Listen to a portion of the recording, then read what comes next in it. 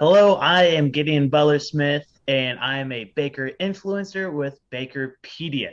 Today is Wisdom Wednesday, where I share bits and pieces of wisdom about the baking industry. And today I'm talking all about fermentation in order to lead up to our presentation on fermentation in bread, July 14th. Okay.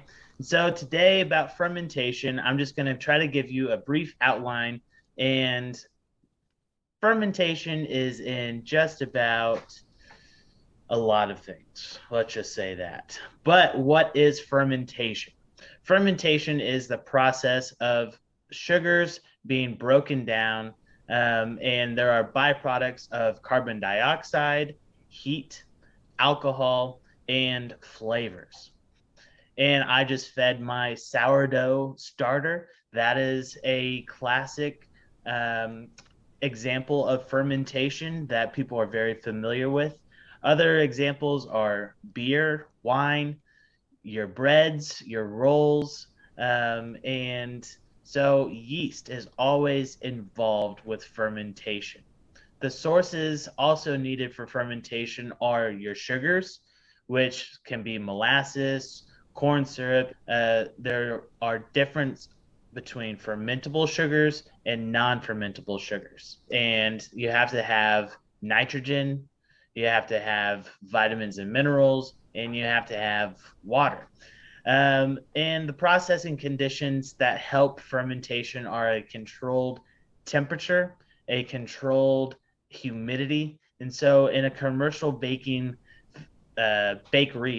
you're going to have a fermentation either cabinet or room or box or some sort of container, and it's always going to be right around for your white sandwich bread and your hamburger buns. It's always going to be right around 90 to 85 to 95% relative humidity, and the temperature is always going to range around 90 to 100 degrees Fahrenheit.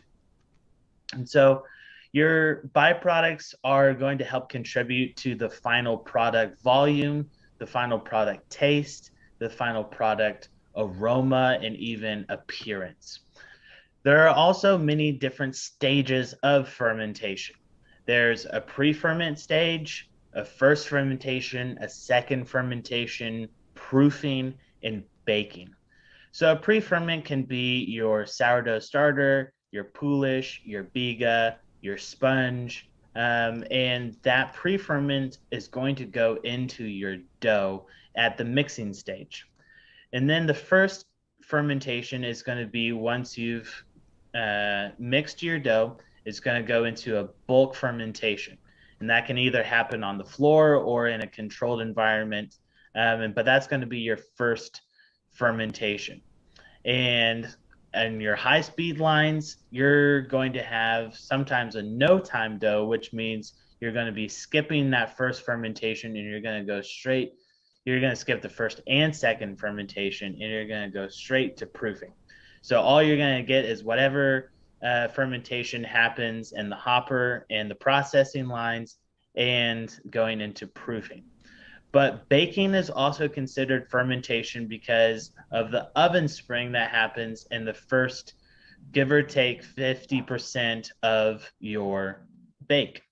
It's when your volume quickly expands with the heat up until about 185 degrees, when your enzymes and your yeast are no longer active. The stages of fermentation can be altered. You can add different flours, different percentages of water, of you can add your enzymes, gluten. You can add all sorts of things to give you different taste and flavor profiles in those poolish and biga and sourdough starters, to give you different final product variables.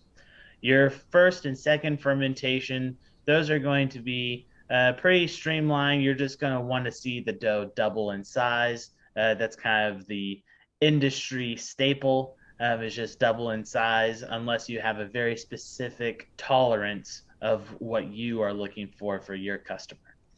Proofing is going to be Again, the doubling in size is going to be a continued method, or a continued template that you're going to look for. But you're going to want it to be a little tacky, but just barely. You don't want it to stick to your finger. Again, I'm mainly speaking on the white pan bread and the hamburger or hot dog bun category.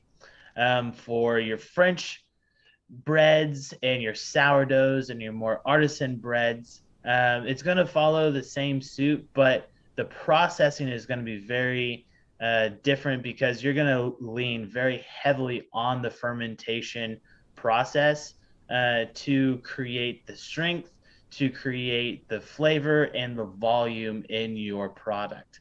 Where your white pan breads and your buns, they're going to be chock full of enzymes and dough and process improvers. But your artisan breads, they're going to lean heavily on the fermentation process to create all those flavors that anybody will love and enjoy. For your open crumb, that's going to be coming from your fermentation. The longer fermentation that you're able to gain, that's going to produce your open crumb, as along with a high hydration. So that was a very quick and dirty fermentation spiel. But again, you're going to be able to ask any question that you want and receive answers on most of them on July 14th, which is going to be fermentation in bread. Yeast is your best friend when it comes to fermentation. Yeast is all around us, hence the sourdough. That's how sourdough works, is it traps the yeast in the air, and it feeds off of the starches found naturally in the flour that you are using. And so, again, yeast is a magical being, and that is part of the fun of baking, is that it's always alive.